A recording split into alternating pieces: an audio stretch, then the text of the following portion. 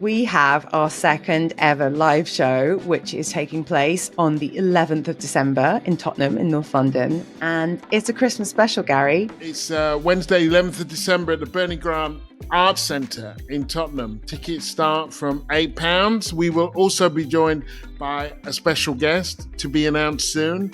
Bring your mince pies. We're going to have a do.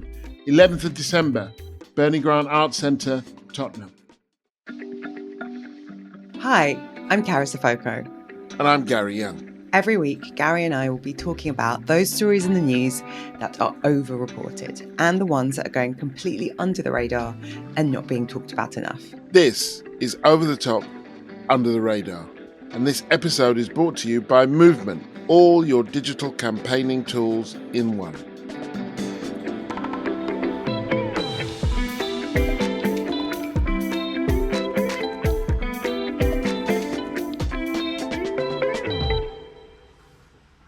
How you doing, Gary? Not bad. It was a busy weekend. I went to Ireland because my nephew, Harry, was running in the marathon to raise money for the Alzheimer's Society in Ireland because my middle brother has dementia. Marathons are kind of weird, complicated things to watch, really. You kind of, you walk half an hour to see your person, then you see them for not that long, and you cheer on a bunch of people that you don't know, and then you walk an hour towards the finish line to cheer on your person. You get a bit more person time because they're really knackered, so they go much slower, and then you go and eat a lot. I feel like you do get a vicarious high, though, right? The couple of times I've watched people run marathons, you get this like adrenaline rush from seeing how much people like to be cheered for. And then part of you's like, maybe I'll run a marathon. And then you leave and you're like, no, never. Could never be me. Yeah, I got to say, I did not leave thinking maybe I'll run a marathon. In fact, I left thinking I'll never do that. I've done it once before. I have run a marathon once before when I was... You've run a marathon? How do I not know this about you? I have. I was 15 or 16. Bloody hell. Yeah. It was at school, and it took like 7 hours or something. Do you know what I mean? Like, it was not natural. The body doesn't want to run that far. It doesn't. It doesn't run 26 miles. Come on. So this is an election special. America, they go to the polls on November the 5th, an incredibly consequential election. As a journalist, I was the US correspondent in The Guardian for 12 years, but even before then, I used to write. I covered 6 elections from 96 to 2016. The Trump one, it took me quite a long time to actually even fathom what had happened. I was in Muncie, Indiana. I can't exactly explain it. By the time I got there, we already had Brexit. And I thought, yeah, Trump could win. Trump could win. And I didn't expect that he would, but I wasn't actually kind of shocked that he did. And I was a little bit removed. Have you got any plans were you going to be in the UK for this one? You're going to be staying up? I will be in the UK. I don't know that I will stay up. How about you? I'd stayed up for one, which was the Obama one, and that was kind of magical. Even in the UK, I remember like being at some election party, staying up, and then like I remember, getting breakfast and buying the papers and just being like, what the fuck just happened? This is so exciting. But I've only been in the US for one election campaign, and that was a midterm. But yeah, I don't think I'll stay up this time. I think it's go to bed if you can, get as much sleep as you can, and then wake up and hopefully it's Christmas morning. Yeah, I mean, my angst is I don't want to wake up to find that Trump is going to be the president. I'd rather wait and see that in real time. And we've had some tweets from supporters and listeners. Thank you to everyone who's got in touch. You can contact us on email, info@overunderpod.com, or on social media. You can just say hello, or you can tell us what you think about the show. And I've got a question for Pete, who emailed about the US electorate. Does money make the US neoliberal duopoly inevitable? That's a big one. It's a good one. What do you think? Well, I think it makes it difficult, but if we just think back just a couple of cycles to Bernie Sanders' surging campaign, both in 2016 and 2020, then we can see that there is still room for now. The money doesn't help. We can't yet say it's inevitable. Well, I'd throw in another example from the 2020 election, which is Michael Bloomberg's candidacy. I don't think the system makes the duopoly inevitable. If anything, I think US political parties, people typically have weaker ties to them. But it does mean that to be an insurgent candidate, so for those who don't know, former Mayor Bloomberg, he's a very wealthy man, toyed about with and did nascently launch an independent campaign for the presidency. And because he's so wealthy, he was able to like spin up an operation. I don't think that the money in US politics makes a duopoly inevitable, but it does create this very high barrier to entry that is kind of easily vaulted over by the independently wealthy. Thank you for that question, Pete. We are very glad to be sponsored in this particular episode by Movement, but broadly speaking, we rely on you, our listeners, from week to week to make this a going concern, to make this something that can survive. If you like it, if you enjoy it, if it helps you get through the week, if you learn something from it, any of those things, then please put your money where your ears are and join our Patreon. This week's new signups: Alice, Alex, Sharon, Victor, and Lucy. Thank you so much to all of you for your generous support. It really means a lot to us and all of the Over Under team. We've hit our target with 309 paying Patreon supporters by the end of Black History Month, which is amazing. It's still not quite enough to cover the cost of the podcast, so we are setting a new target to get to 400 Patreon supporters by Christmas Day, the 25th of December. If you have some spare cash to support the podcast and the people who make it, packages on Patreon start at just £3 a month. So you can keep the show running and access weekly bonus episodes, a newsletter, and be part of the exclusive and incredibly fun Over Under WhatsApp community.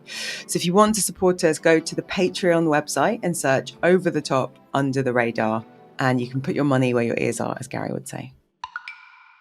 What's your over for this one, Carys? Thanks for asking. So my over the top for this American election this week is that, well, it's a phrase, but there's more behind it. Threat to democracy. You're over democracy, or you're over the threat? I'm not over democracy, and I'm not over the idea that there is a threat to democracy. I think democracy is under threat. I'm over the reporting and the political messaging that Donald Trump represents a threat to democracy. So there's a couple of things I don't like about this. And if you just Google the phrase threat to democracy and they'll like Google News it, you're going to get like dozens of headlines just from the last week. I think the core of why I don't like the threat to democracy messaging headlines is that it really feels a bit resonant of Brexit and Project Fear.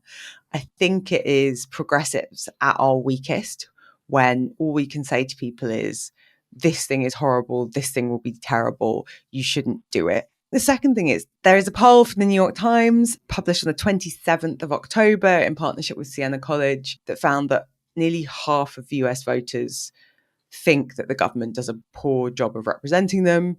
About half are skeptical that self-governance is working. About 3/4 think that democracy is under threat. So there is a very real feeling amongst American people that there is a problem in democracy.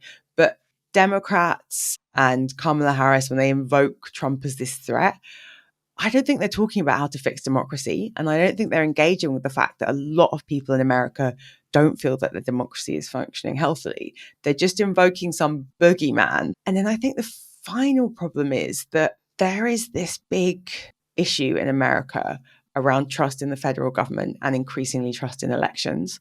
So there are people who think that there's a crisis in democracy and a threat to democracy. But if they're Republican or Republican leaning, they think that's because the 2020 election was rigged or because Democrats are bad for democracy. So I think you're in this zero-sum game where invoking this thing is like weakening the thing that you say you care about. It's relying on a fear-based argument against a candidate who I think can't be toppled by fear. And yeah, finally, I think you're not telling people a complete story about what you're going to do to fix democracy. So that's why I don't like the phrase. There's a lot of debate in Democratic and progressive circles about what messaging succeeds against Trump. And one of the big PACs, Future Forward PAC, had a leaked email that said, attacking Trump's fascism is not that persuasive. So that's why I don't like the threat to democracy, Gary. I do like democracy for what it's worth. I agree with most of that, particularly about the messaging and the way in which, in true, is it jiu-jitsu style, where you use the weight of your opponent against you, that the Republicans are also doing. Democrats are a threat against democracy. The one way in which it could arguably might help might be in galvanizing your own base. You're not going to win over Trump people by saying he's a threat to democracy, but there might be something where it's like, I'm not interested in Harris, she's done nothing for me, blah, blah, blah, but this could be the last time I vote. I know that he has been president before and the sky didn't fall in, although it did for the kids in cages and stuff like that. I mean, it was a pretty demonic, pretty awful time. And you had Charlottesville and him encouraging Charlottesville and all that. But I think and January the 6th, where January people the tried to 6th stop him being kicked out. But this election, I think, is different because there's a chance that if he doesn't win this election, he could go to jail. He's on trial. And he is kind of saying some things that he didn't or wouldn't have said last time. So I think he's more desperate. And we've seen January the 6th what his people might do and how they regard the democratic process.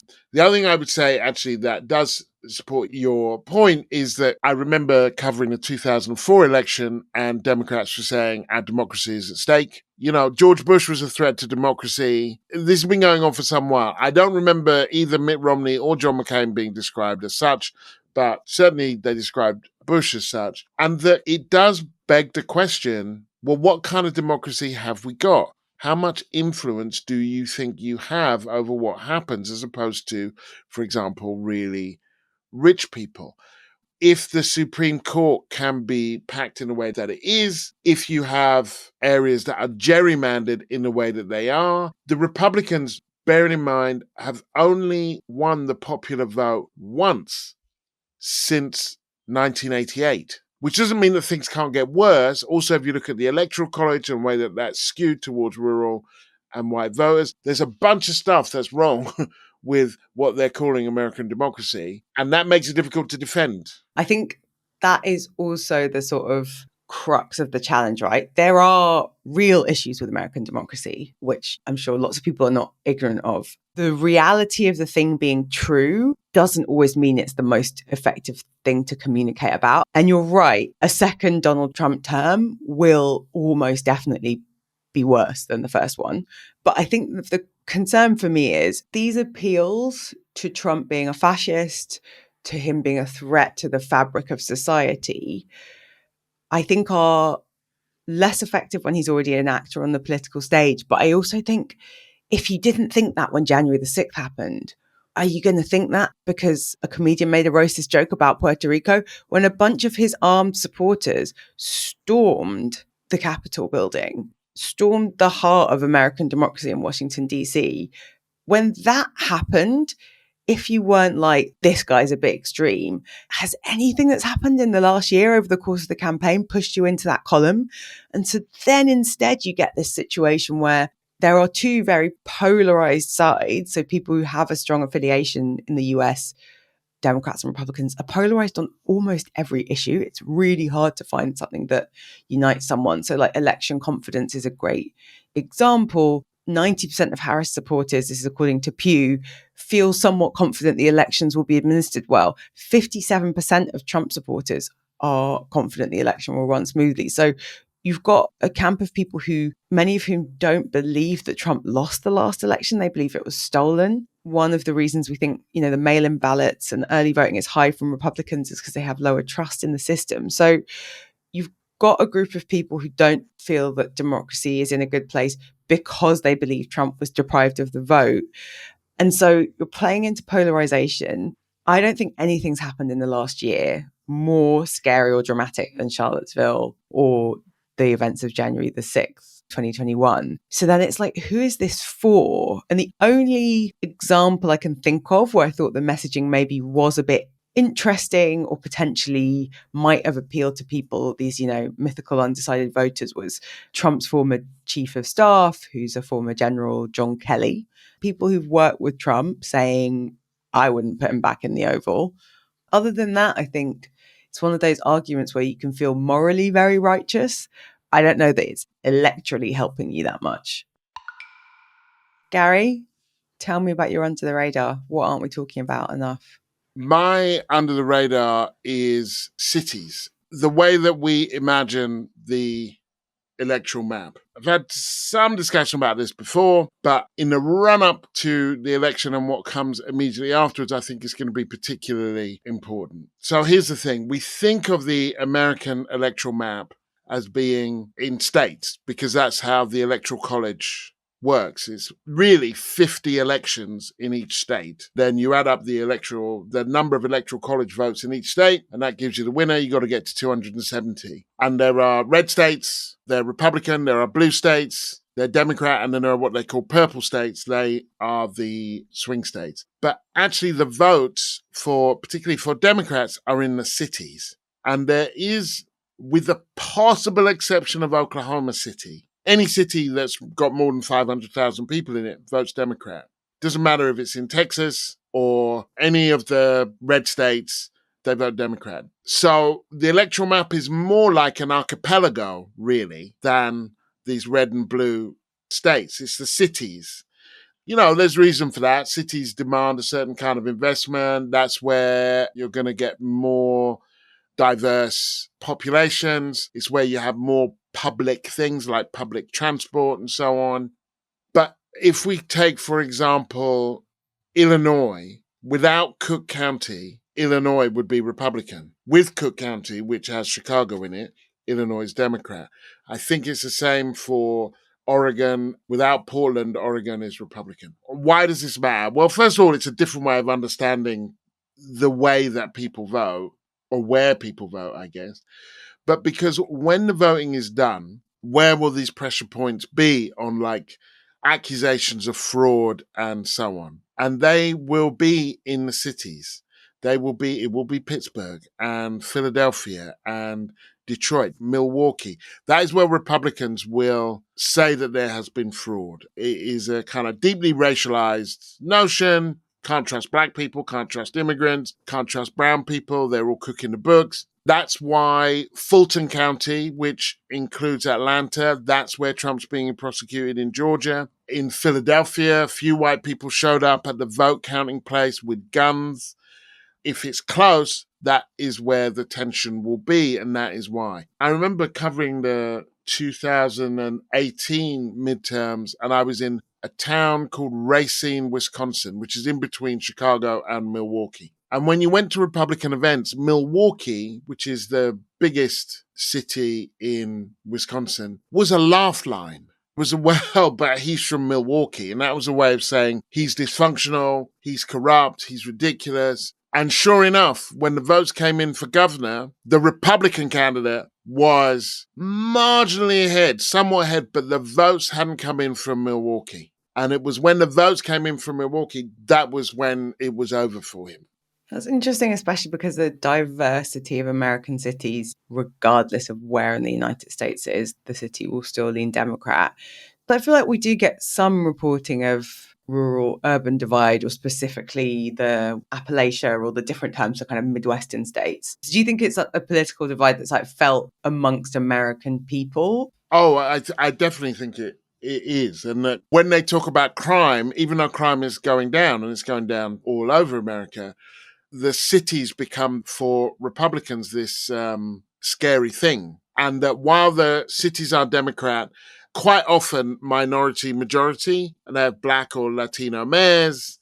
And the rural areas, once you get out of the Northeast and places like Vermont, New Hampshire, the rural areas are mostly Republican. A big part of the fight is in the suburbs. And in the suburbs, what you're weighing is partly the fear of the city. Now, the suburbs in America have become more diverse, but if you listen to Republican kind of messaging, they evoke the cities quite often. So a sort of dog whistle way of bringing in race. It's a dog whistle way of bringing in race, but it's also an important way of motivating its base. Fascism in most of Europe, its base isn't in the cities or necessarily the rural areas. Where it is strongest is in the fringes of the cities. It's not where there are migrants or black people, it's where people fear migrants or black people most, where they think that they might move in. Yeah, I don't know if I would agree with that for all geographies. I think that you do get a lot of racism in areas where there are no people of colour and no likelihood of them moving. I'm thinking of like lots of parts of Wales. That's my point, that it's not where there are people who are diverse, it's where they fear people who are diverse. So you're saying like the suburbs as opposed to rural areas, whereas I would say I think both. It's not that there isn't racism in the rural areas, it's that the rural areas are banked for one group of people, whereas in the suburbs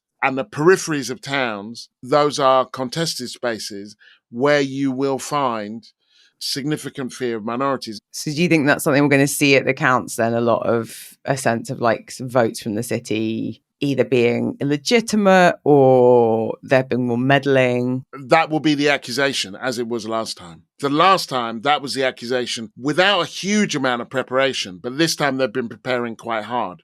And they've been challenging lots of voter rolls and so on.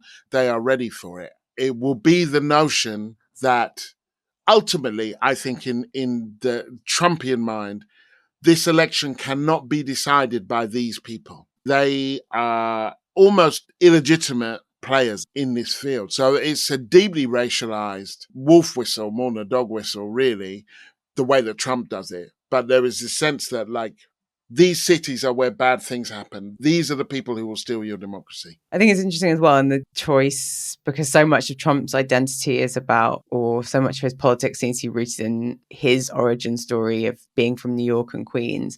And I thought it was interesting that there was a sense of, by Trump having one of his final rallies in Madison Square Garden, which is in New York City, it was this sense of like, we're in enemy territory, or like our movement has even come to this city. We can get 20,000 people in New York to fill up the stadium. Now, time to thank our partners, Movement. At a time when progressive ideals are under threat across the world, it's more important than ever to have the right platform to mobilize effectively. Our partners for this podcast, Movement, provide the tool you need. Through Movement's platform, you can mobilise your support and fundraise through SMS, email, WhatsApp and phone. The likes of Hope Not Hate, Unison and the Labour Party have used it to raise donations, engage their supporters and win this year. It's easy to use. Movement is designed to connect with any pre-existing software or spreadsheets, so anyone can send effective communications that get people behind your cause.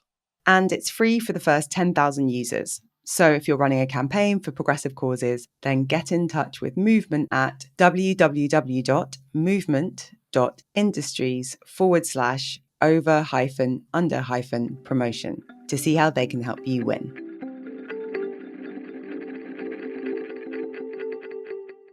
So my under the radar, it's a person, Lina Khan. Do you know who Lina Khan is? Is she related to Shaka Khan? I mean, if she is, she hasn't told anyone about it. Okay. So Then no. I think maybe not. Okay. Lina Khan is the chair of the Federal Trade Commission, or the FTC, as the cool kids call it. Basically, the sort of competition regulator. So they tackle monopolies and stand up for American consumers. So the reason Lina Khan is my under the radar for this election is one of the things that the president of the United States gets to do is appoint a huge number of government positions. Obviously, very famously, if there's a vacancy on the Supreme Court, then the president gets to nominate them. But just as part and parcel of the office, whether Kamala Harris or Donald Trump wins next week, they will have hundreds, potentially thousands of senior and less senior government appointments. And Lina Khan, who was made FTC chair by Joe Biden,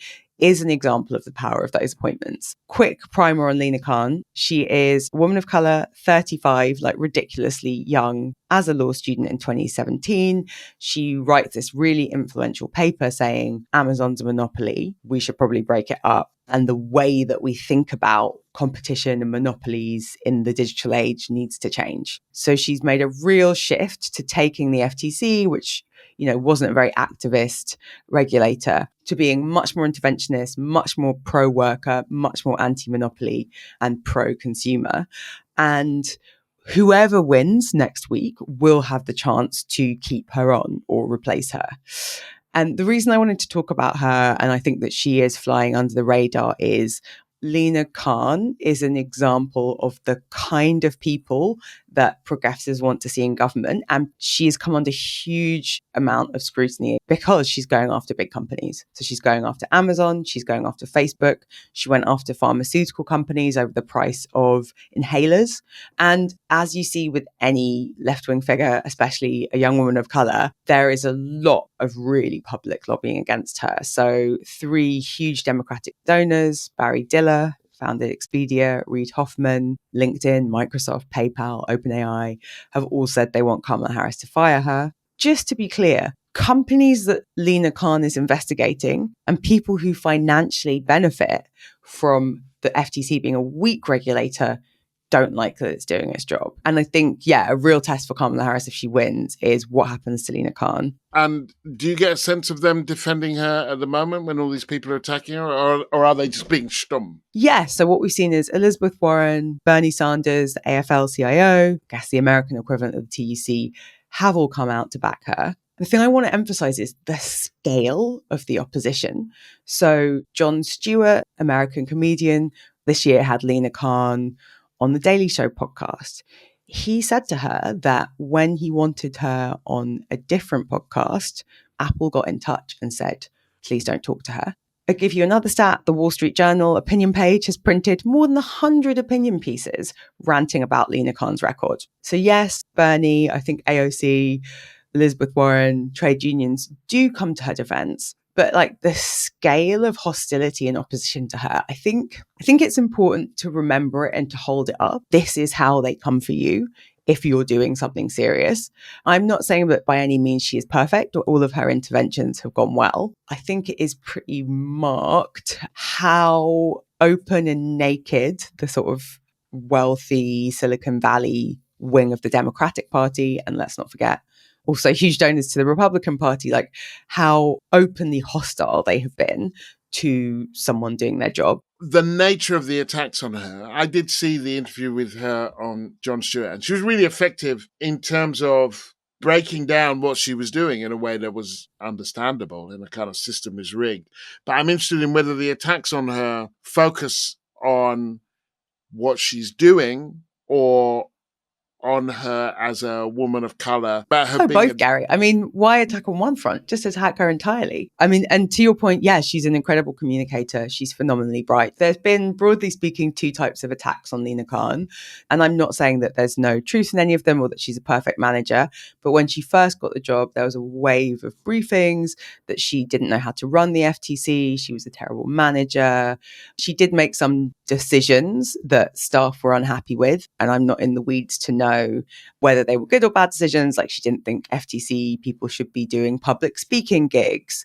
There was a huge wave of attacks about her as a manager, her abilities as a leader, and whether she was qualified for the job, which I would say are almost definitely because she was a young woman of color. And I would imagine there are some calls that she made that had it been someone people were more comfortable with in the FTC chair, that she would have been a decisive, strong leader, shaking things up. But instead, she was this underqualified, out of her depth, bad manager, ineffective. And then venture capitalists are very angry with her because, one of the things that she has pushed on that I personally really agree with is this idea that there are a lot of tech monopolies that exist because companies like Facebook, Amazon, Microsoft were allowed to acquire other companies. So there's a pretty credible argument to be made that if Facebook hadn't been allowed to buy WhatsApp and Instagram, it wouldn't be as powerful as it is today, or Meta, which is now the name of the parent company. And so Lina Khan's assessment is that allowing Facebook to buy WhatsApp and Instagram was allowing it to maintain a monopoly. Unsurprisingly, people who make a lot of money from mergers and acquisitions and from tech companies have claimed that the industry is losing money. And Reid Hoffman, who's very famous in the world of Silicon Valley, he's a Democratic mega donor, like think a Democratic equivalent to Peter Thiel or Elon Musk. And surprise, surprise, he also was a PayPal alum, so knows both of them. He talks a lot about her being bad for business, and if Kamala Harris cares about business, he would get rid of her. Yeah, and I would just say, by way of rounding it up, that speaks to your earlier point about American democracy and threat to American democracy, because this is kind of one of these ways in which American democracy is a bit of a mockery, right? The very, very rich people get to put the pressure on and say, well, we'll withdraw the money and so on and so forth. My over the top is black men. You're over black men? No. Yes. Well, and here's the thing. On a certain level, when an election's this close, any particular group could swing it. So there is a case for focusing on a demographic like black men. This would be one where it's the way that they are doing it, and then there's a bunch of things they're not saying. So Kamala Harris's support among black people in general is significantly weaker, actually, than Biden's, and not that surprisingly, a lot weaker than Obama's, but particularly black men. Black women, they're at 83% now for Harris. There were 96% for Barack Obama, 91% for Biden. Black men at a certain point they thought had fallen off a cliff. At one point they were down to, in August, they were down to, according to some polls, 51%. Now, depending on what polls you read, they are either back up to 69%. There was one Howard University Initiative poll where 81%. I don't know about that. But lower than black women and lower than it was. They're men, so there will be an element of sexism in this, for sure. It's also true that when there are only men on the ballot, African-American men are still more likely to vote Republican than African-American women. But first of all, there is a suggestion that this polling may be overblown, that the polling itself is shaky, that most places aren't polling enough black men, and they're also not making enough of a distinction between older and younger. Younger black men are more likely to vote for Trump than older black men, but older black men are more likely to vote. The sexism in the black male community, I think, is a perfectly reasonable place to go, but black men are significantly more likely to vote for Kamala Harris. They were significantly more likely to vote for Hillary Clinton than white men. So if you're going to talk about sexism in the black male community, you might want to compare it to other examples. Black men are still the most likely of any male group, maybe with the exception of Native Americans, to vote for Kamala Harris, which I guess you could say that, well, that's pretty weak beer, the argument about who is the least sexist, but they are the most likely, and they're still one of the most loyal constituencies. But the way that it's talked about is as though the black vote belongs to the Democratic Party. Now, why any black person would vote for Trump is, I find, slightly confusing, not because they might not be really kind of awful in terms of their sense of capitalism or even in their attitudes towards women, but Trump's attitudes to black people in general, it kind of has that smack of turkeys voting for Christmas. But, that's up to them. But the point is, they don't belong to the Democratic Party. And for as long as I ever covered American politics, they took black people's votes for granted. They have not delivered for African Americans. The symbolic value of Obama's presidency didn't live up to substantial deliveries for the black community. So Kamala Harris, in the last couple of weeks, has felt the need to produce a response to their needs. She's launched a kind of agenda supporting issues that will be of concern to black men, including $20,000 in forgivable loans for black entrepreneurs. Obviously, that works for black men and black women. Initiative to tackle sickle cell disease. She did that All the Smoke podcast, which is like a basketball podcast that is like mostly listened to black men, which felt like quite a niche appeal. She's done that and the Breakfast Club. The creation of new opportunities for black men to participate in the emerging cannabis industry. And I guess what this to me shows is that their reticence has actually produced results. That they see the need, she sees the need, her team sees the need to produce an agenda that attempts to do something for them, which they hadn't seen the need to do prior to what seemed like this crisis. So first of all, it may not be quite the crisis that people say. The polling might be off. But secondly, rather than, I think, questioning what is wrong with black men, the way to understand this better is what is wrong with the Kamala Harris campaign and what can they do differently, because it could make a difference. Okay, so you're not over black men in the election, you're more over the way they're being reported. I'm over the way that they're being reported, yes. Okay, that's fair. The drop is interesting, right? But it's just too hard to tell a simple story and totally know what is driving it and like how much. I think, as you say, it is a bit of a leap to assume it's sexism. You're right. There is something where we all have identities and it shapes all of our politics. But like some people are considered by journalists kind of more appropriate for identity politics stories. Good if this is translated into a retail offer for black male voters. But the idea that black men, black women, Latino voters have this identity and we need to cater to them, I think is just a bit baked in that then white people are the default and they have no identity and all of the political offers for them. So yeah, it's a funny one. I remember in 2008 being in South Carolina, any African-American beauty salon was inundated. This is during the primaries. Obama was standing against Hillary, 2008, and they would say, what are you going to do? Are you going to vote your race for Obama or your gender for Hillary? And I thought, first of all, that's a pretty basic way to understand this. But secondly, are you now going to white men and saying, are you going to vote for your race or for your gender? Are you going to vote for Obama or Hillary?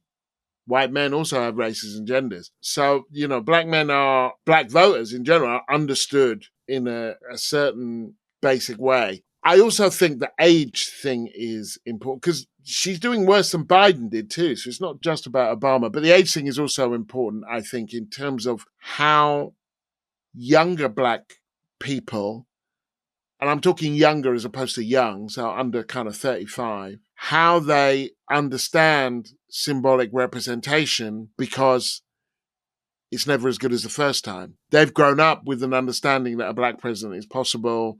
They possibly voted for him if they're in the upper part of that age bracket, and they're looking for something more because Obama didn't deliver in the way that they might like. And a lot of younger black Americans see him as the kind of guy that is wheeled out for the respectability politics.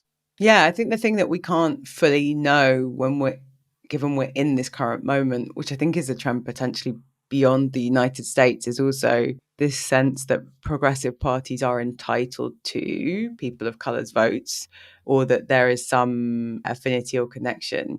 That's got an expiry date, and there's some evidence to suggest that that's already kicked in the UK, right? That black and brown people didn't overwhelmingly just turn up and vote Labour. Okay, Gary, you lived in America for ages, you reported in America for ages. Any final tips for people as they're like watching the votes come in, snacks they should try, seats they should watch? We'll put them in the newsletter. So there are some counties you should probably follow. I mean, this is really going to be decided in 7 different places. And within those places, it will be decided in a handful of those places. So the exit polling is usually a little bit dodgy in the demographics it uses and so on. Mostly my experience of how people respond to American elections in the run-up to them is there's quite a lot of bedwetting. And that can go either way. That it can either be like, oh my God, Kamala Harris has done this and that is absolutely going to do such and such, or Trump has done this and it will absolutely, and large numbers of people have already voted. It's not that there is nothing at this point to play for, but there is among liberals, there's an excessive amount of wishful thinking. You're going to live longer if you don't do that. It's going to be about who shows up. And so my message is show up, America. Show up, because lots of people are going to die if you don't. Show up. It matters. Vote wherever you are. Don't vote for anyone. Vote for Kamala Harris. Don't vote for Donald Trump. Thank you for listening to Over the Top, Under the Radar. This episode is brought to you by Movement, all your digital campaigning tools in one. Remember to like, subscribe, and leave a review wherever you get your podcasts. And if you want more US election chat, the Over Under WhatsApp group will be live till early in the morning on the 6th of November and across the following days. If you want to support the show and join the WhatsApp community, you can find us on the Patreon website. Just search for Over the Top, Under the Radar. You can sign up to our newsletter at overunderpod.com. And you can connect with us on social media at over_under_pod_.